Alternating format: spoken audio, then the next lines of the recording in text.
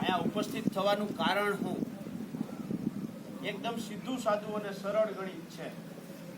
પ્રધાનમંત્રી પાક વીમા યોજના એમાં આપણે દરેક વ્યક્તિએ બેંકમાં આપણું વીમાનું પ્રીમિયમ હતું એ કપાવી દીધું, કારણ કે એનો નિયમ છે 1 એપ્રિલથી લઈ અને 31 જુલાઈ સુધીમાં તમારે વીમા પ્રીમિયમ છે એ કપાવવાનું હોય છે. સરકારે આ નિર્ણય લીધો 10 ઓગસ્ટ એટલે 31 જુલાઈ વહી ગઈ, બરાબર છે ને? હું ખોટું નથી બોલતો ને? આપણે પ્રીમિયમ કપાવી દીધું. આપણે પ્રધાનમંત્રી પાક વીમા યોજનામાં આપણી સહમતિ દર્શાવી દીધી. પાક વીમા નિયમો અનુસાર આપણે પાક વીમાના એક પક્ષકાર છીએ. એક પક્ષકાર વીમા કંપની છે, બીજો પક્ષકાર ખેડૂત છે. બે પક્ષો વચ્ચેનો કરાર એટલે વીમો. એમાં સરકાર અને બેંકો છે એ નોડલ એજન્સી તરીકે આપણી વચ્ચે મધ્યસ્થી કરે છે, એ પક્ષકાર નથી.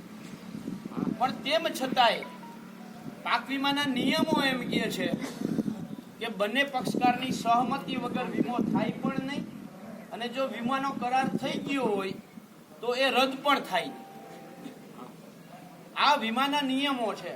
કોઈ પણ તમે ગાડીનો વીમો લ્યો કે પાક વીમો લ્યો, તમે જે તારીખે વીમો લ્યો ને એની અંદર સમય નાખવામાં આવે છે કે તારીખ 24/11/2020 00 સમયથી આ વીમો લાગુ પડે છે. એમાં 00 સમય લખવામાં આવે છે. એટલે સરકારને સત્તા નથી કે ખેડૂતોની સહમતિ એટલે કે એક પક્ષકારની સહમતિ લીધા વગર બારોબારથી વીમા યોજના રદ કરી શકે. પણ તેમ છતાંય આપણે ખબર છે, જેવી રીતે નોટબંધીમાં રાતે સાહેબને સપનું આવ્યું, 12 વાગે ઉઠીને કહ્યું કાલથી 5,000, 500ની ને 1000ની નોટ છે એ નહીં હાલે. એવી જ રીતે આ રૂપાણી સાહેબ કે હું થોડો પાછળ રહું, તમારો ચેલો છું. એને રાતોરાત નિર્ણય લીધો. બીજે દિવસે સવારમાં 10 વાગે આવીને ગયા ઓગસ્ટ મહિનાની 10 તારીખે હવે પ્રધાનમંત્રી પાક વીમા યોજના રદ. એમાં ખેડૂતોએ ક્યાંય વાંધો ના લીધો, કારણ કે સામે મુખ્યમંત્રી કિસાન સહાય યોજના આપી. મેં તમને એક યુટ્યુબની લિંક મોકલી છે, એમાં મુખ્યમંત્રી હું બોલે છે ને એ બહુ સ્પષ્ટ છે. એની અંદર એ કહે છે કે પ્રધાનમંત્રી પાક વીમા યોજનામાં માત્ર 10 થી 15 લાખ ખેડૂતો જ ભાગ લેતા હતા. ખેડૂતો એમાં પ્રીમિયમ ભરતા હતા.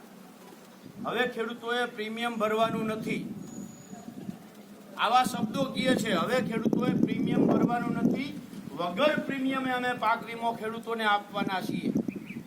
આવું હું મુરુભાઈ કે યાસીનભાઈ કદાચ બોલ્યા હોય ને બદલી જાય તોય તમે અમારો કાન પકડવા આવો છો. પાલા તું અહીં કલ્યાણપુર આવીને કહી ગયો તો પકડો કે નથી પકડતા? પકડો કે ના પકડો? તો આ તો રાજ્યનો મુખ્યમંત્રી આવું કહે છે. રાજ્યના મુખ્યમંત્રીએ આવું કહ્યું છે કે હવે ખેડૂતોને વગર પ્રીમિયમે પાક વીમો આપવા સરકાર બંધાઈ છે, અને એના માટે સરકાર એક કાગળ એટલે કે પરિપત્ર તૈયાર કરે છે. એ પરિપત્રોની શરતો એવી નાખે છે કે ખેડૂતોને ખરેખર આ યોજનાનો લાભ મળે નહીં, કારણ કે 25 ઇંચ વરસાદ 48 કલાકમાં પડે તો આ સરકાર એને અતિવૃષ્ટિ ગણે. બાપને ઘેર 48 કલાકમાં 25 ઇંચ વરસાદ છેલ્લા 30-40 વર્ષમાં ક્યાંય એકે તાલુકાએ પડ્યો નથી, પણ તોય સરકારે એ નિયમ નાખી દીધો. ખેડૂતોએ સ્વીકારી લીધું. ગુજરાતના તમામ ખેડૂત આગેવાનોએ, કિસાન કોંગ્રેસના તમામ નેતાઓએ, ધારાસભ્યોએ આનો વિરોધ કર્યો હતો કે આ નિયમ હળવા કરવા જોઈએ, પણ સરકાર એમાં ટસની મસ ન થઈ.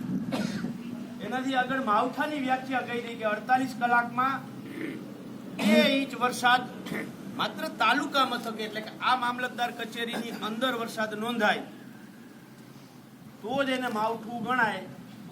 અહીંથી બાજુનું જ ગામ નાયણપુરમાં વરસાદ પડે, કે આ બાજુ હરિપરમાં વરસાદ પડે, કે પાનેલીમાં વરસાદ પડે, અથવા તો આ એક જ્યાં ચોકમાં આપણે બેઠા છીએ આ ચોક સિવાય આખો કલ્યાણપુર તાલુકો તણાઈ જાય અને અહીંયા 2 ઇંચ વરસાદ ના નોંધાય ને તો એને માવઠું ના ગણે. જોજો, અહીંયા વરસાદ નોંધાવવો જોઈએ. ગઢકામાં PHC સેન્ટર છે, રાજપરામાં PHC સેન્ટરમાં વરસાદ નોંધાય છે. ત્યાં વરસાદ નોંધાય તો સરકાર એને માવઠું ગણતી નથી. કુદરતને કરવું અને કલ્યાણપુરના આ મામલતદાર કચેરીમાં 2 ઇંચ માવઠાનો વરસાદ નોંધાણો.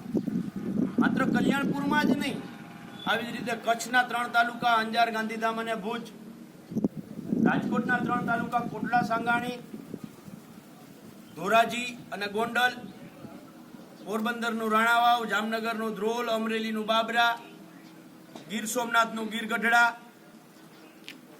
મહેસાણાનું વિજાપુર, ભરૂચનું નેત્રાંગ, બારડોલીમાંથી સુરતમાંથી બારડોલી અને તાપી જિલ્લાનું વ્યારા, આ 16 તાલુકાઓમાં વરસાદ નોંધાણો.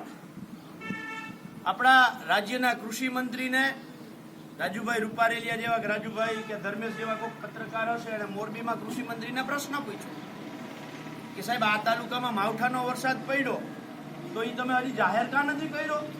તો એ કે આચારસંહિતા છે ને એટલે અમે જાહેર ના કરી. હવે અગાઉથી જાહેરાત થયેલી જે યોજના છે એને આચારસંહિતાને કંઈ લેવા દેવા નથી, પણ તેમ છતાંય કૃષિ મંત્રી આવી વાત કરી અને છટકી. હવે તો આચારસંહિતા પૂરી થઈ ગઈ. બીજું, મોરબીમાં આચારસંહિતા હતી, કલ્યાણપુરમાં નહોતી, ધ્રોલમાં નહોતી, તો અહીંયા જાહેર કરવામાં શું વાંધો હતો? ના કર્યું. સરકારની દેવાની દાનત નથી. મેં તમારી યારે લેખિતમાં કંઈક એગ્રીમેન્ટ કર્યું હોય પછી હું ના દઉં તો તમે મને શું કહો? ખોટા બોલો કયો કે ના કયો? તો આ સરકાર આપણી યારે ખોટું બોલી ગઈ છે, વિશ્વાસઘાત કર્યો છે, ખેડૂતોને છેતરા.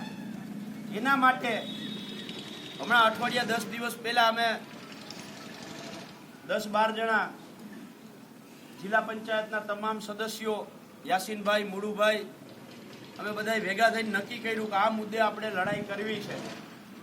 અને મને તમને કહેતા આમ અંદરથી આનંદ એટલા માટે થાય છે કે જિલ્લા પંચાયતના જેટલા સદસ્યો છે ને મુડુભાઈ, એ બધા એમ કહ્યું કે આનો હાઈકોર્ટમાં જવાનો ખર્ચો અમે તમામ સદસ્યો કાલભાઈ રીતી લેવું. લેવો નથી, બરાબર છે. હાઈકોર્ટમાં જે કંઈ ખર્ચો થાય અમે જિલ્લા પંચાયતના કોંગ્રેસના જેટલા ઉમેદવારો થાવ એ બધા ઉમેદવારો હાઈકોર્ટનો ખર્ચો રીતી લેશું. પણ આમાં છેલ્લે સુધી આપણે લડાઈ કરી લેવી છે. જ્યાં સુધી છેલ્લે હાઈકોર્ટમાં જવું પડે તો હાઈકોર્ટમાં પણ જઈશું. એટલે આ એમ સાથે અમે બધાએ તૈયારી કરી. અત્યારે આજે લગ્નની પણ તારીખો છે, આપણે જાણીએ છીએ.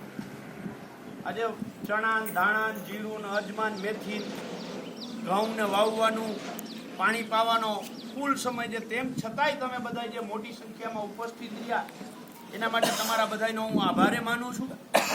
જિલ્લા પંચાયતના તમામ સદસ્યોનો આભાર એટલા માટે માનું છું કે એણે મહેનતે કરી અને હારે હારે ખર્ચાની પણ તૈયારી દેખાડી. એટલે જિલ્લા પંચાયતના તમામ સદસ્યોનો પણ આભાર. હવે આપણે આ કુંભકર્ણી નિંદ્રામાં સૂતેલી સરકારને પ્રતિકાત્મક રીતે જગાડવા માટે આપણા દેશના વડાપ્રધાન શ્રીએ જે શુભ સંદેશો આપ્યો છે કે કોરોનાને જગાડવો ને ભગાડવો હોય તો તાળી થાળી વગાડવી જોઈએ, કહ્યું હતું ને? તો આપણે બધાય પહેલા તો તાળીઓ વગાડીએ એટલે કદાચ સરકાર જાગવી હોય તો જાગે.